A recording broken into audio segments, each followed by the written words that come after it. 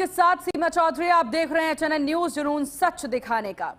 उत्तर प्रदेश में अगले साल होने वाले विधानसभा चुनाव के लिए अभी से ही सियासी गोटियां सेट की जाने लगी हैं। सपा प्रमुख अखिलेश यादव ने पश्चिमी यूपी के बाद पूर्वांचल में अपनी सोशल इंजीनियरिंग को मजबूत करने के लिए समाजवादी पार्टी की महिला सभा की कमान बलिया की रहने वाली सीमा राजभर उर्फ भावना को सौंपी है।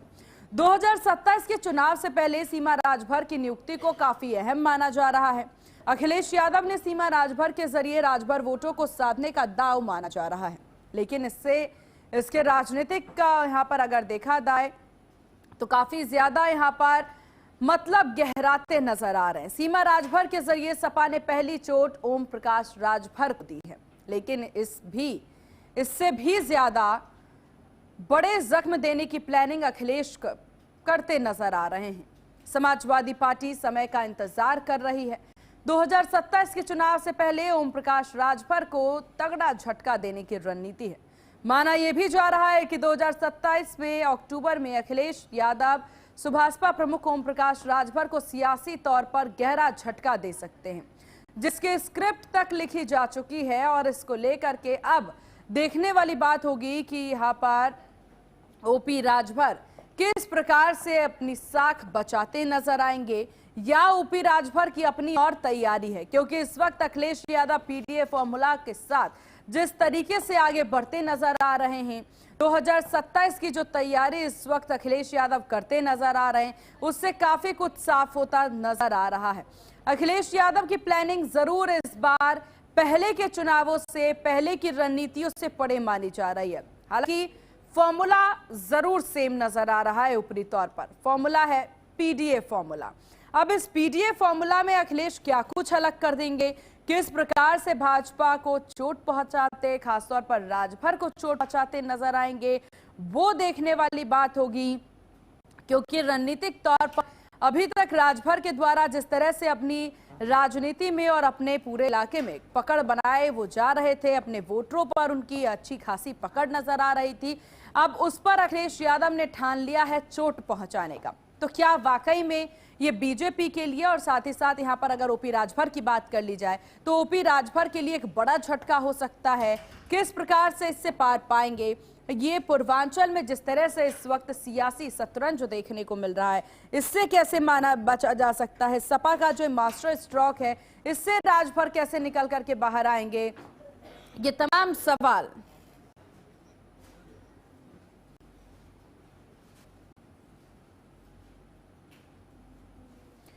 तो अखिलेश ने पूर्वांचल को साधने की पूरी कोशिश शुरू कर दी है। चलिए अब चर्चा की शुरुआत कर लेते हैं। हमारे साथ डॉक्टर अशोक गुप्ता नेता सपा से हैं, हमारे साथ दयाराम भार्गव जी राष्ट्रीय प्रवक्ता सुभाषपा से हमारे साथ हैं, संदीप चौधरी जी राजनीतिक विश्लेषक हमारे साथ हैं। आप तीनों मेहमानों का बहुत स्वागत है एचएनएन न्यूज पर। दयाराम जी, आप ही से शुरुआत करते हैं। सपा प्रमुख ने पूरी कवायद कर ली है, अलग रणनीति बनानी शुरू कर दी है, और अब राजभर, यहाँ सीमा राजभर को ग्राउंड पर लेकर के वो आ चुके हैं।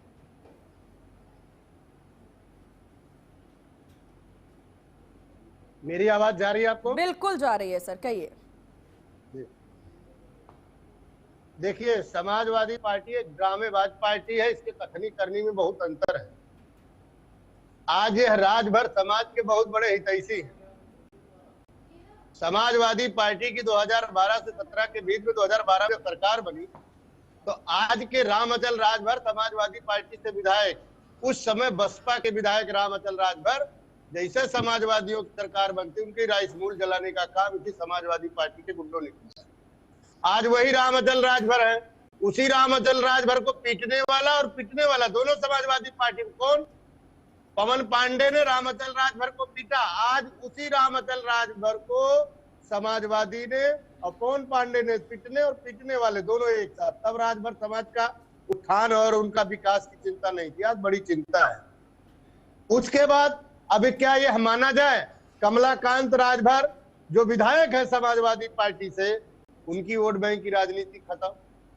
जो समाजवादी पार्टी से सांसद है रमाशंकर विद्यार्थी जी, वो क्या माना जाएगा उनका वोट बैंक खत्म। इसके बाद विद्यावती राजभर जो इनकी पूर्व की पूर्व राज्य मंत्री रही हैं, पार्टी छोड़ करके क्या क्या समाजवादी पार्टी के बारे में लिखने और बोलने का काम किया, क्या उसको तो राजभर समाज भूल जाएगा?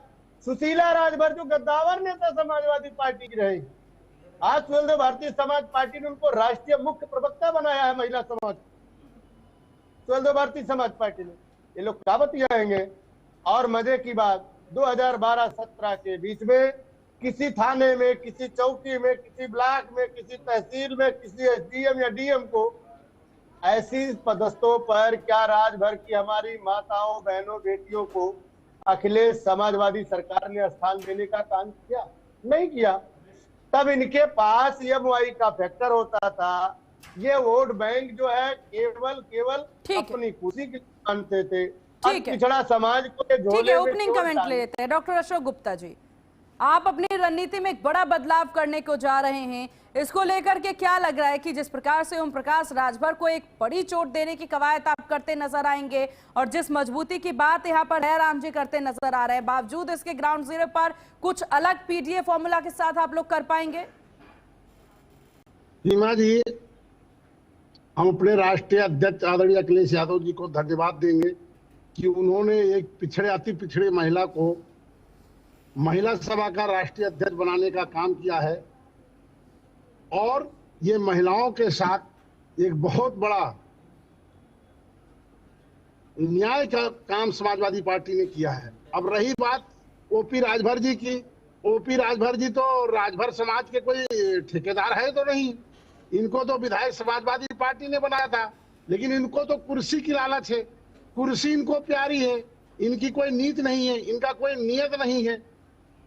समाजवादी पार्टी के मदद से ये विधायक बन गए और जनता ने इनको विधायक बनाया था समाजवादी पार्टी के साथ रह करके जनता की मदद करने के लिए, लेकिन ये तो कुर्सी के लालची आदमी तुरंत भाग बिन पेंदा के लोटा है, थाली के बैंगन है, इनकी कोई नियत है नहीं। और ये तुरंत जैसे सरकार बनते नहीं देखा, ये जाकर के भारतीय जनता पार्टी के साथ मंत्री बन गए। मंत्री बनने के साथ साथ जिस मंत्री विभाग के मंत्री बने उस विभाग को भी डुबा दिया। वहां आज इलेक्शन नहीं करा पा रहे हैं, पंचायत का चुनाव अपने समय से नहीं हो रहा है। जिनको देखिए, ओपी राजभर को इतनी गंभीरता से लेने की जरूरत नहीं है। अच्छा। ये देखो महिला विरोधी, ये ओपी राजभर को इतना गंभीरता से लेने की जरूरत नहीं है। ये एक विधानसभा के नेता हैं और ये देखिए, जैसे इसी से पता लगता है कि ओपी राजभर और उनकी सरकार महिला विरोधी है। जैसे समाजवादी पार्टी ने एक अति पिछड़ी महिला को एक पोस्ट देने का काम करती है, एक पद बैठाने का काम करती है, इनके पेट में दर्द हो जाता है। चलिए एक बार जवाब ले लेते हैं, एक बार जवाब ले लेते हैं। दयाराम जी, यहाँ पर सपा ने पूरी कोशिश कर दी है कि राजभर समुदाय पर अपनी पकड़ बनाई जा सके और एक अच्छी पकड़ नजर भी आती है। हालांकि सीमा राजभर को लेकर के आपकी क्या राय है? क्या जितनी बड़ी चुनौती सपा बताती नजर आ रही है, आप उतनी बड़ी चुनौती उन्हें मान रहे हैं? सीमा चौधरी जी, मैं बार बार कह रहा हूं, ये महिला विरोधी बात कर रहे हैं समाजवादी पार्टी। तो आप ये बताइए, मायावती जी का गेस्ट हाउस कांड पाकिस्तान के लोगों ने किया था क्या? अरे मायावती को हम प्रधानमंत्री बनाना चाहते थे। अरे सुनिए प्रवक्ता जी, कितनी पुरानी कोशिश करेंगे बताइए? नहीं, आपका क्या इतिहास है? आप मुखबर हैं अंग्रेजों के मुखबर, आप लोग प्रधानमंत्री बनने को सोचो।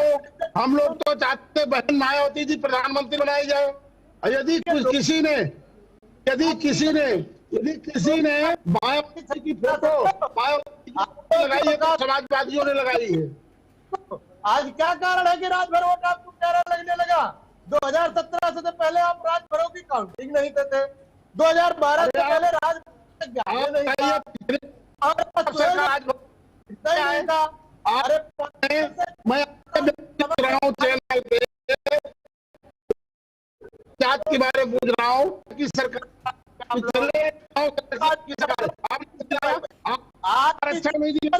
कितने को आपने काम दिया, कितने बेरोजगारों को काम दिया, रोजगार महिलाओं को काम दिया, कितनी बेरोजगार महिलाओं को काम दिया, ये बताइए। अभी महिला पिछड़ी बेटे के साथ ठीक है, चुनावी समीकरण पर हम आते हैं। ठीक है, चुनावी समीकरण पर हम आते हैं, एक एक करके बात करेंगे। दयाराम जी, दयाराम जी, यहाँ पर जिस तरीके से नहीं राजभर समुदाय, आप बार बार ये जिक्र जरूर करते नजर आ रहे हैं कि इससे पहले हालांकि राजभर समुदाय पर ध्यान क्यों नहीं दिया गया, तो यहाँ पर सपा के प्रवक्ता, सपा के नेता ये भी कहते नजर आ रहे हैं कि यहाँ राजभर साहब जो हैं वो ओम प्रकाश राजभर खुद ही उनको विधायक सपा ने बनाया है। अब जिनको विधायक सपा ने बनाया तो वो जिक्र करते नजर आ रहे हैं, क्या वो सीमा राजभर को लेकर के भी आगे बढ़ सकते हैं? सुनिए सीमा चौधरी जी, इनसे पूछ लो राजभर गायब हो गए क्या? कमलाकांत जो है विधायक गायब हो गए क्या? रमाशंकर राजभर सांसद जी गायब है क्या? सुशीला राजभर गायब हो गई क्या? विद्यावती राजभर गायब हो गई क्या? कैसी बतिया रहे हैं? आज जो खिसियानी बुल्ली हम मानोते ओम प्रकाश राजभर धरती के जड़े हुए तटस्थ नेता है। आज उन्होंने राजभर समाज को जगा करके अति पिछड़े असमाज शोषित वंचित अंतिम पायदान में जो बैठा हुआ है उसको चर्चा करके थाने चौकी को मजबूत करने का काम किया। जो ये सोच समाज था, जो ये पीड़ित समाज था, जो सपा सरकार अपना रिकॉर्ड नहीं दर्ज करा पाता था, उसकी अगर कोई आवाज ना है, आदरणीय ओम प्रकाश राजभर बने हैं। ये हमको विधायक बनाए। अरे 47 सीट वाली हमारे आने 11 सीट हुई है। यह मत भूलो, आरएलडी साथ में थी, सुभाषपा साथ में थी, पल्लवी पटेल ठीक है। अशोक जी जवाब दीजिए। अशोक जी, जितने राजभरों का इन्होंने नाम लिया वो तब भी समाजवादी में थे और आज भी पियरका चाचा को छोड़ करके समाजवादी। राम अचल राजभर को सांसद बनाने का काम ऐसी क्या स्थितियां उत्पन्न हो गई अशोक जी कि वो सपा का साथ उन्होंने छोड़ दिया? जरा इस पर भी गौर फरमाइएगा। आज की महिला नहीं, निकालने का काम किया। महिला विरोधी इसकी सरकार के साथ रहे। एक करके बोलिए प्लीज। दयाराम जी एक बार जवाब लेते हैं। ठीक है दयाराम जी एक बार जवाब सुन लेते हैं। अशोक जी शांति से अपनी बात रखिए। देखिए वो पी राजभर जी सत्ता पे रहते, सत्ता के लोग हैं, इनको सत्ता चाहिए। इनको समाजवादियों ने जरूर नहीं चाहिए, फिर सपा को सरकार में नहीं आना है, सपा को सत्ता, ये इस तरीके का बयान कैसे दे देते हैं आप? सत्ता के हैं, सत्ता चाहिए, आप लोग वोट किस लिए लेने के लिए जाते हैं फिर? सत्ता के सरताज के लिए ही ना। मुझसे पूछ रहे हैं सीमा जी। बिल्कुल अशोक जी आप ही से एक करके बोलिए। दयाराम जी एक बार उन्हें अपनी जवाब पूरी कर लीजिए। इनको समाजवादी गठबंधन में इनको विधायक बनाया गया था और ये यहाँ से आए। ये वही व्यक्ति हैं जो कहते थे, बहुत भारतीय जनता पार्टी को गाली देते थे, कहते थे देश में 2 सबसे बड़े झूठे हैं, नंबर 1 झूठा मोदी और नंबर 2 झूठा योगी। और आज जैसे उनकी सत्ता बन गई, वही दोनों झूठे के साथ तीसरा झूठा पहुंच गया वहां पे। तो ये तीसरा बड़ा झूठा था, ये तीसरा बड़ा झूठा वहां जाके पहुंच गया। इसको बहुत गंभीरता से लेने की जरूरत नहीं है। ये नेता नहीं है, ये नेता नहीं है, इनको बात करने का ढंग नहीं है। यदि बताए एक महिला समाज के एक महिला को हमने राष्ट्रीय अध्यक्ष महिला सभा बना दिया तो इनको कितनी दिक्कत हुई है। इनको पूरा नहीं अशोक जी जरा यहाँ पर क्लियर करिएगा। सीमा राजभर को चेहरा बनाना केवल यहाँ पर महिला वोट बैंक के लिए है, महिलाओं को आगे करने के लिए है, या आप राजभर समुदाय को साधने की कोशिश कर रहे हैं? दयाराम जी धैर्य रखिए। दयाराम जी आएंगे आपके पास, शांति रखिए। सीमा जी समाजवादी पार्टी पीडीए की पार्टी पिछड़ों, दलित, अल्पसंख्यक और आधी आबादी को आगे बढ़ाना चाहती है। आज पहले हम लोगों ने आरक्षण पे, महिला समर्थन बिल पे हम लोगों ने समर्थन दिया, लेकिन ये महिला विरोधी सरकार है, ये महिला विरोधी पार्टी है, ये महिला विरोधी पार्टी। ठीक है चर्चा की यहीं से शुरुआत करेंगे। वक्त तो चला एक बहुत छोटे से ब्रेक का। आएंगे आप तमाम मेहमान हमारे साथ बने रहिएगा। एक छोटे से ब्रेक के लिए रुकते हैं, ब्रेक के बाद जल्द होंगे हाजिर। देखते रहिए आप न्यूज़ जुनून सच दिखाने का।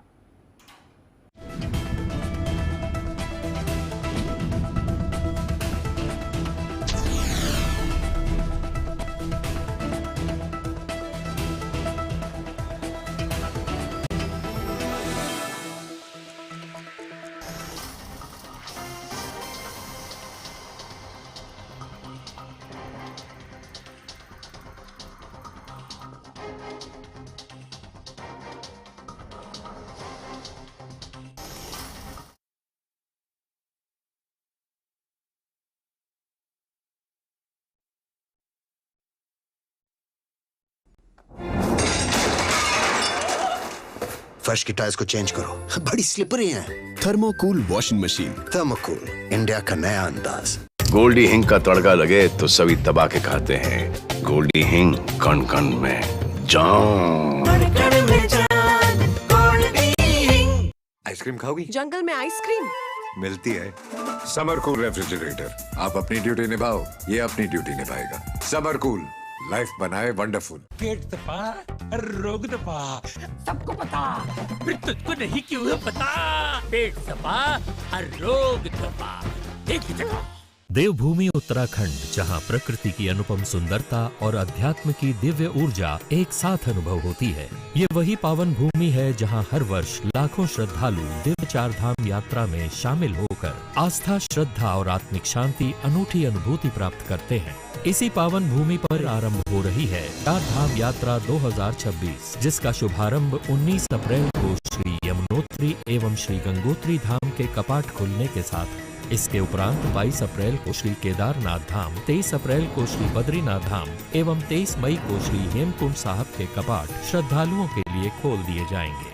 प्रधानमंत्री श्री नरेंद्र मोदी के मार्गदर्शन और मुख्यमंत्री श्री पुष्कर सिंह धामी के नेतृत्व में उत्तराखंड में धार्मिक पर्यटन और चार धाम यात्रा से जुड़ी आधारभूत सुविधाओं का लगातार विस्तार हुआ है। उत्तराखंड सरकार द्वारा चार धाम यात्रा के सफल, सुगम और सुव्यवस्थित संचालन हेतु व्यापक तैयारियां की गई हैं। श्रद्धालुओं के लिए पंजीकरण अनिवार्य है। यात्री रजिस्ट्रेशन एंड touristcare.uk.gov.in पोर्टल या टूरिस्ट केयर उत्तराखंड ऐप के माध्यम से पंजीकरण, यात्रा पास, मौसम अपडेट, रूट मैप, होटल और हेल्पलाइन जैसी सुविधाओं की जानकारी प्राप्त कर सकते हैं। तीर्थ यात्रियों की सुविधा हेतु आपातकालीन स्थिति के लिए हेल्पलाइन नंबर 01351364 जारी किया गया है। चार धाम यात्रा हेतु हेलीकॉप्टर सेवा के लिए हेली सेवा लिंक के जरिए बुकिंग सुविधा भी दी गई है। यात्री हेलीकॉप्टर बुकिंग या होटल बुकिंग केवल अधिकृत और सरकारी प्लेटफॉर्म के माध्यम से ही करें। चार धाम यात्रा को सुरक्षित और सफल बनाने के लिए सभी श्रद्धालु यात्रा नियमों और स्थानीय एवं मंदिर प्रशासन से जुड़े सभी नियमों का पालन अवश्य करें। साथ ही धामों की स्वच्छता और पवित्रता के सम्मान का भी विशेष ध्यान रखें। आइए चार धाम यात्रा 2026 में आस्था के इस महापर्व का हिस्सा लें।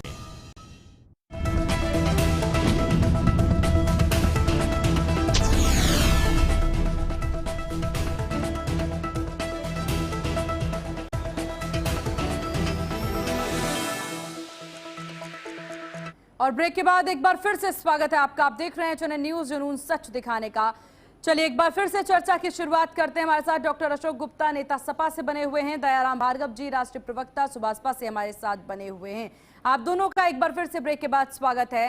अशोक जी, हम बात कर रहे थे यहाँ पर ब्रेक से पहले कि किस प्रकार से राजभर समुदाय को साधने की कोशिश है, या फिर सीमा राजभर के द्वारा आप महिला समुदाय को साधने की कोशिश कर रहे हैं। किस वोट बैंक आप काम करने की कोशिश कर रहे हैं, या दोनों को एक साथ लेकर के चलते नजर आ रहे हैं? क्योंकि ओम प्रकाश राजभर का कुनवा हो या फिर उनकी पैठ हो, वो कितनी ज्यादा है राजभर समुदाय में, ये आप भी जानते हैं।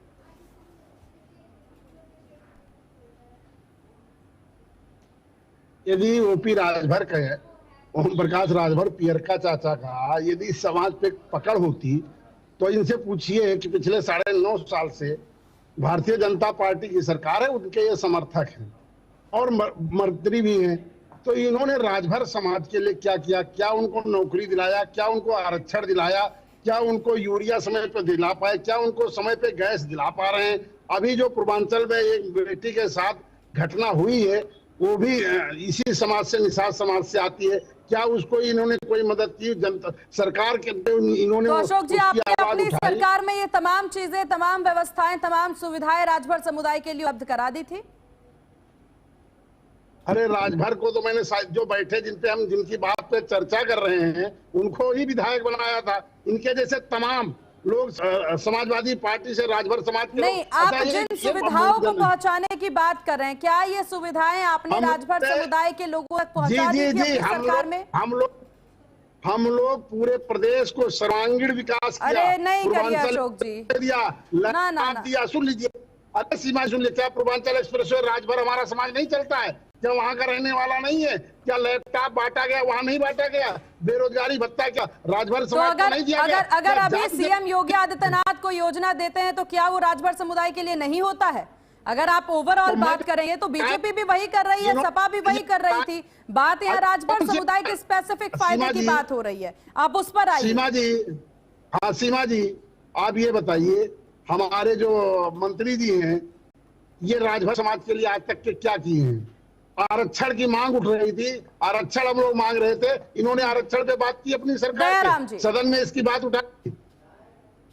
तो देखिए ये सीमा जी, ठीक है चुप कराएंगे तो मैं इनको आरक्षण पे दबा। ठीक है, देखिए 3 सितंबर 2013 को इलाहाबाद हाई कोर्ट ने तत्कालीन उत्तर प्रदेश के मुख्यमंत्री रहे अखिलेश यादव को 3 सितंबर 2013 को इलाहाबाद हाई कोर्ट ने कोर्ट करके कहा था कि अरे भाई अशोक जी बीच में एक बार उन्हें बोलने दीजिए।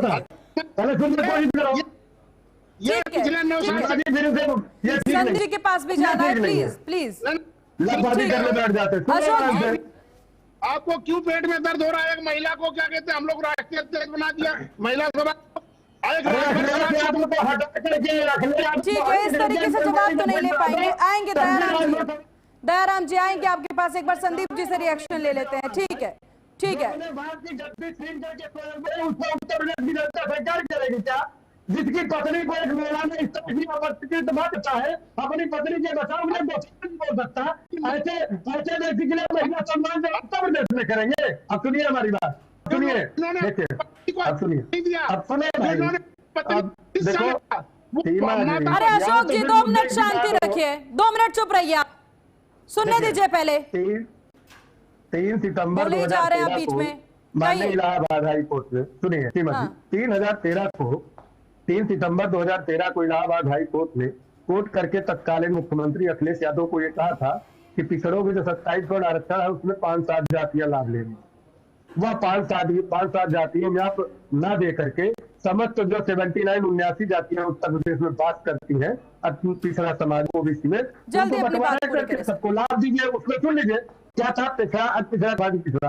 अगर अखिलेश यादव वाकई नहीं तय थे तो बंटवारा करके सबको लाभ देते। उसमें देखिए 7, 9, 11 आज कम से कम राजभर समाज भी जाता, उसमें कश्यप भी जाता, धीमर भी जाता, सियासी शतरंज साहब। अब वो अखिलेश यादव अपने आगे रणनीति लगाते नजर आएंगे। ठीक है, एक बार संदीप जी से रिएक्शन ले लेते हैं। ठीक है दयाराम जी, ठीक है, समझ गए। ठीक है। संदीप जी, यहाँ पर अखिलेश यादव ने जिस तरीके से पूर्वांचल में सियासी शतरंज बिछाई है और सीमा राजभर को जो है एक मास्टर स्ट्रोक की तरह यहाँ पर सामने लेकर के आए हैं, क्या है आपकी राय इस पर? कितना असर 2027 में इसका? देखिए सीमा जी, अगर हम उत्तर प्रदेश की बात करते हैं तो उत्तर प्रदेश में अगर हम विधानसभा वाइज देखते हैं तो बीजेपी सबसे बड़ा दल है, बीजेपी की सरकार है। लेकिन वहीं अगर हम लोकसभा वाइज देखते हैं तो समाजवादी पार्टी सबसे बड़ी पार्टी है, तो समाजवादी पार्टी को भी हल्के में नहीं ले सकते। और समाजवादी पार्टी जो पीडीए के फार्मूले पर काम कर रही है, जिसकी सफलता उन्हें लोकसभा में मिली थी और आने वाले समय में विधानसभा का चुनाव है, ऐसे में अगर वो बीजेपी या बीजेपी अलायंस के किसी नेता को, सीमा जी जिलाध्यक्ष रह चुकी हैं राजभर जी की और वो राजभर समाज से भी आती है, अगर उनको तोड़ करके अपने साथ मिलाया जाता है और एक बड़ी जिम्मेदारी दी जाती है और सीमा राजभर ये जो सरनेम है, जब ये प्रदेश के अंदर घूमता है, चूंकि पद राष्ट्रीय लेवल का हो जाता है, राष्ट्रीय लेवल पर उनको एंगेज होना पड़ेगा, पूरे प्रदेश में घूमना पड़ेगा, तो कहीं ना कहीं इसका बेनिफिट समाजवादी पार्टी को मिल सकता है और इसीलिए समाजवादी पार्टी ने इतनी बड़ी जिम्मेदारी उन्हें दी है।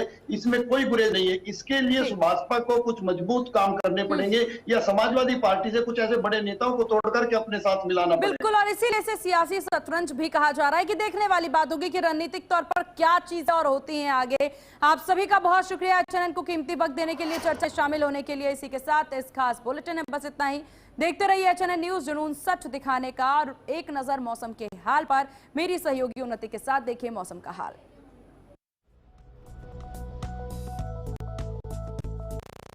और अब एक नजर डालेंगे मौसम के हाल पर।